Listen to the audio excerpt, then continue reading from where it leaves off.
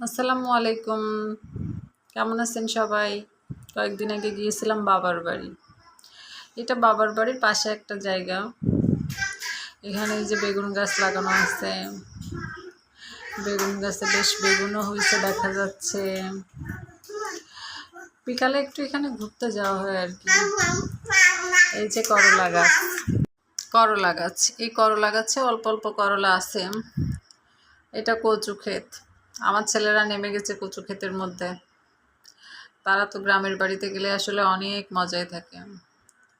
এই যে তার হাতে দেখতে পাচ্ছে একটা কচুরলতি, সে একটা কচুরলতি ছিঁড়েও নিয়ে আসছে। কচুরলতিটা আসলে কিভাবে ছিঁড়লো আমি এটাই বুঝলাম না, ও তো কচুরলতি ভালো করে চিনেও না। অনেক কচুরলতি হয়েছে মাশাল্লাহ। গ্রামের বাড়িতে আসলে অনেক মজা, সব কিছু ফ্রেশ টাটকা খাবার খাওয়া যায়, ফরমালিন মুক্ত। যেগুলো আমরা বাজার থেকে কিনে খাই এগুলোর স্বাদ আর এগুলোর স্বাদ অনেক পার্থক্য। এই যে ঢ্যাঁড়স, এটা আমার আব্বার ঘেরের। এখানে অবশ্য আমি যাইনি, আব্বা উঠাই নিয়ে আসছে। এগুলো আমি বাসায় নিয়ে যাব তাই আর কি।